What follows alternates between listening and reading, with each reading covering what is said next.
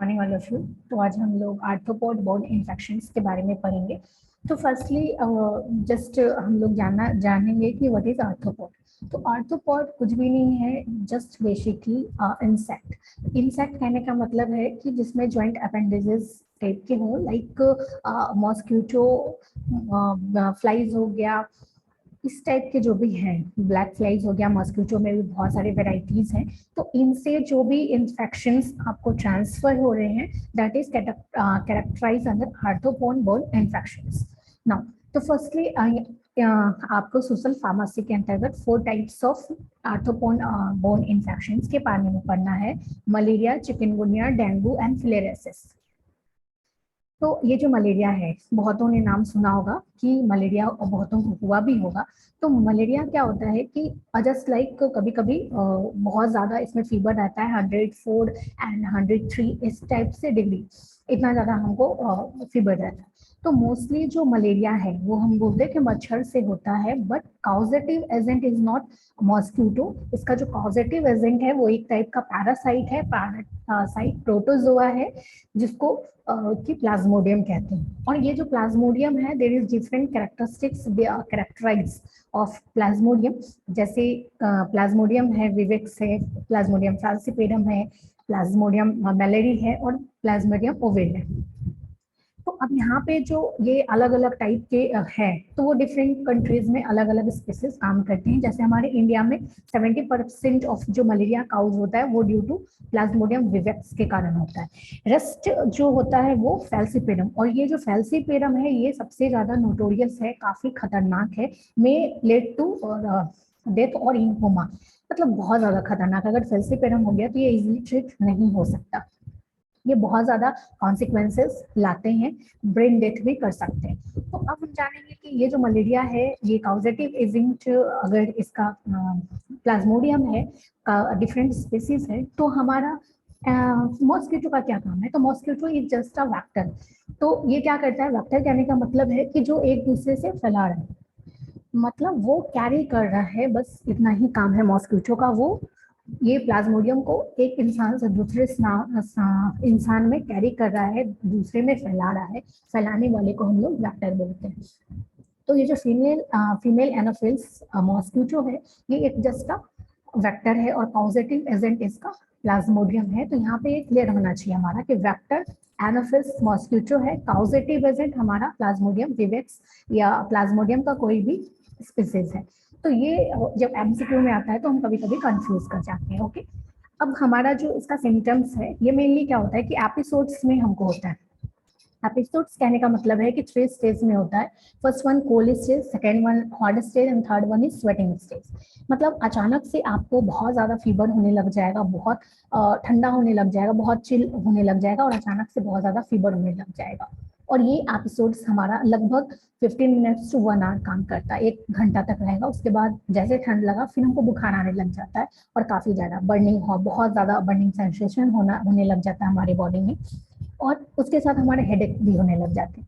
और ये कैरेक्टरिस्टिक्स काम करता है 2 to 6 आवर्स, 2 से 6 घंटे तक ये होता है। एंड लास्टली जब बहुत ज्यादा हीट हो जाएगा हमारा बॉडी, तो हम प्रोफ्यूज स्वेटिंग करने लग जाते हैं, बहुत ज्यादा पसीना आने लग जाता है। तो ये जो 3 है एपिसोड्स, ये आने लगता है, ठंड, फिर गर्मी, फिर पसीना। ये एपिसोड जब हमको दिखे, ये कैरेक्टरिस्टिक्स हमें तब दिखे, तो हमें पता होना चाहिए कि that is the symptoms of malaria. Okay ना, अब ये कैसे फैलेगा? तो सबसे पहले इसको फैलाने वाला हमारा वेक्टर है, दैट इज फीमेल एनोफिल्स। ये मच्छर एक हेल्दी इंसान से, एक इन्फेक्टेड इंसान से एक हेल्दी इंसान में फैलाएगा। दूसरा, अगर एज ये कम्युनिकेबल डिजीज है, तो जितने भी कम्युनिकेबल टाइप के चीजेस होंगे उससे फैलेगा। जैसे इन्फेक्टेड सिरिंज, इन्फेक्टेड नीडल से ऑर्गन ट्रांसप्लांट कराया, खून की जांच नहीं की, हो सकता उस आदमी को पहले से मलेरिया हो, तो मलेरिया के स्पोरोजोइट्स उसके ब्लड में प्रेजेंट हो, तो वहां से आपको फैल जाएगा। सेकेंड वन ब्लड ट्रांसफ्यूजन, फिर ट्रांसप्लेसेंटल भी होता है कि गर्भ में माँ से बच्चों को भी हो सकता है। तो सिम्टम्स इसका मेनली जो आपने पहले पढ़ा कि जो एपिसोड्स में है, ठंड लगना, बुखार आना, फिर स्वेटिंग होना, ये मेन एपिसोड्स हैं। उसके अलावा सेकेंडरी जो दिखता है वो है डायरिया, आप एनेमिक हो सकते हैं, खून की कमी, आरबीसी का कमी होने लग जाएगा, और स्टूल्स में ब्लड होने लग जाएगा। फैल्सिपेरम का केस है तो may it led two comma. Okay, तो ये एक लाइफ साइकिल है प्लाज्मोडियम का कि ये कैसे प्लाज्मोडियम फैक्टर्स के अंदर रहता है या ह्यूमंस के अंदर वो अपना कैसे डेवलपमेंट करता है। तो फर्स्ट इज मेनिंग में होता है कि जैसे ही कोई भी फिनो एनोफिल्स कोई भी हेल्दी पर्सन्स को काटती है तो वहां पे क्या होता है कि वो उसके ब्लड में स्पोरोजोइट्स को लीव करती है। वो तो खून सक कर रही है बट उसी वक्त उसके लार्वा में बहुत ज्यादा स्पोरोजोइट्स प्रेजेंट होते हैं प्लाज्मोडियम के, तो वो वहां पे लिव करती है। नाउ वो स्पोरोजोइट्स कहाँ जाते हैं, हमारे लीवर में, वहां पे उसके डेवलपमेंटल चेंजेस होना स्टार्ट करते हैं, मतलब वो बड़ा होना शुरू होता है और फिर जाके आरबीसी में जाता है, आरबीसी को रैप्चर करने लग जाता है और ये सारे स्पोरोजोइट्स हमारे पूरे बॉडी में फैल जाते हैं ब्लड के थ्रू। जैसे ही फैले तो हमें क्लिनिकल अटैक्स आने लग जाते हैं मलेरिया के, मतलब इनफैक्ट हमें मलेरिया हो जाता है। अब उस एक इन्फेक्टेड इंसान को कोई भी एनोफिल्स काटती है तो वो ब्लड के साथ स्पोरोजोइट्स को भी ले लेती है। तो अब वो जो गैमोसाइट्स गया मलेरिया का मॉस्किटो के पेट में, तो वहां पे उसको फेवरेबल कंडीशंस मिलता है जिसमें कि क्या होता है कि male and female gametes fuse होते हैं और जाइगोट का निर्माण करते हैं। वहां पे ग्रोथ होता है, डिवीजन होता है, उसका डेवलपमेंटल चेंजेस होता है। जैसे ही मैच्योर होता है वो oocytes फुटता है बहुत ज्यादा हैप्लॉइड स्पोरोजोइट्स में और वो फिर कहाँ चला जाता है, फिर से क्या बोलते हैं उसको, उसके माउथ में चला जाता है। उसके बाद जब भी वो फीमेल एनोफिल्स किसी को हेल्दी आदमी को काटती है तो फिर वो स्पोरोजोइट्स इसमें लीव करती है। तो ये साइकिल कंटिन्यू होते रहता है। तो इसके ट्रीटमेंट के लिए बहुत ज़्यादा भयानक बीमारी नहीं है, तो इसको ट्रीटमेंट के लिए हम लोग जनरली क्लोरोक्वीन, प्रिमाक्वीन या एंटी मलेरियल वैक्सीन लेते हैं। तो एंटी मलेरियल वैक्सीन मोस्टली कब लेते हैं कि जब वैसा पर्टिकुलर एरिया जहाँ के आप पहले से बताए कि वहाँ जाने पे मलेरिया होगा ही होगा, तो लोगों को एंटी मलेरियल वैक्सीन पहले से दिया जाता है। ओके, अब हम इसका प्रिवेंट कैसे करेंगे, तो प्रिवेंशन के लिए क्या करते हैं कि हम लोग पानी को कलेक्ट नहीं होने देते हैं अगल बगल, क्योंकि जनरली क्या होता है कि मच्छर पानी में ही अपना अंडा देते हैं तो वहां से उसका ग्रोथ बहुत ज्यादा होता है। तो पानी को हम खत्म करते हैं, जो भी गंदा पानी है या कोई भी पानी स्टोर्ड हम वहां पे नहीं रखते। जितने भी नालियां हैं उनको साफ करें, हम पूरे स्लिप्स के कपड़े पहने या लार्विसाइडल फिश का हम ग्रोथ करें। लार्विसाइड निकलने का मतलब है कि सर्टन टाइप ऑफ फिशेस क्या होता है कि वो लार्वा ऑफ मॉस्किटो पे ही जिंदा रहता है, वही खा के वो जिंदा रहता है, लाइक गम्बोसिया। तो वैसे फिश करेंगे तो वो क्या करेंगे, करेगा कि जो मॉस्किटो का लार्वा है उसको वो खाएगा। उसमें क्या हुआ कि मॉस्किटो का लार्वा खत्म हुआ, मॉस्किटो होगा ही नहीं। उसके अलावा हम सर्टेन टाइप ऑफ इंसेक्टिसाइड्स के यूज कर सकते हैं, ब्लीचिंग पाउडर के यूज कर सकते हैं। इन सभी से हम मलेरिया को प्रिवेंट कर सकते हैं। Okay, now filariasis. आपने हाथी पाँव देखा होगा किन्हीं किन्हीं लोगों को, फिलेरिया जिसको बोलते हैं हिंदी में, कि बहुत मोटा पैर हो जाता है, हाथी जैसा पैर हो जाता है, काफी इन्फ्लेम्ड जॉइंट्स हो जाता है, पेन होने लग जाता है, दैट इज फिलेरियासिस।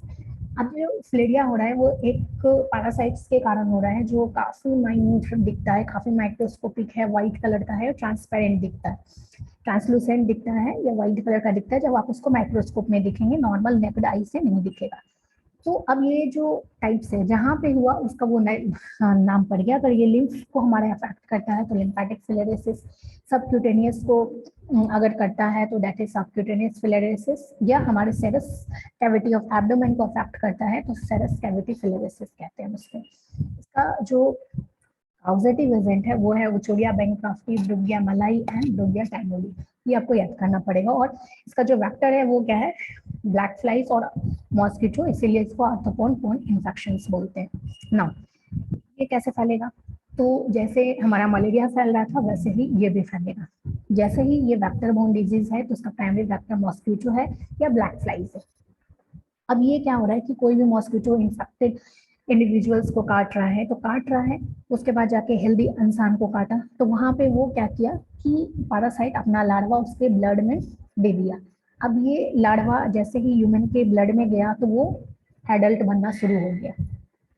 एडल्ट बन गया तो ये फिर से बहुत ज्यादा लार्वा जनरेट किया जिसको हम लोग माइक्रोफिलरी बोलते हैं। फिर कोई मॉस्किटो उसको काटता है तो उसके ब्लड से माइक्रोफिलरी लेता है और फिर दूसरे में इंजेक्ट करता है। इस टाइप से इसका ये डेवलपमेंटल चेंजेस चलते रहते हैं। ओके, अब इसमें सिम्टम्स क्या होगा, मेनली इन्फ्लामेशन होता है, जिस एक ऑर्गेट में गया वो वहां पे इन्फ्लामेशन होता है, जैसे लिम्फेटिक वेसल्स में गया तो वहाँ इन्फ्लामेशन हो गया, लिम्फ नोड में इन्फ्लामेशन हो गया, स्क्रोटम हाथ पैर कहीं पे भी इन्फ्लामेशन हो सकता है, उसके साथ फीवर चिल हेडेक ये सब हो सकता है। फिलहाल इसका कोई वैक्सीन अवेलेबल नहीं है, ओरल ड्रग्स अवेलेबल है, दैट इज डाइथाइल कार्बामाज़ाइन। तो हम उसको कैसे प्रिवेंट करेंगे, तो मेनली जो ब्लैक फ्लाइज हैं या मॉस्किटो हैं उनसे हम दूर रहें, या कोई भी इंसेक्ट रिपेलेंट का यूज कर सकते हैं, जो पानी है जमा पानी उससे दूर रहें, फुल स्लीव्स के कपड़े पहने, तो इन सभी से हम फ्लेरेसिस से खुद को बचा सकते हैं। ओके, तो आज तक हम इतना ही पढ़ते हैं, नेक्स्ट में हम और 2 डिजीज के बारे में पढ़ेंगे।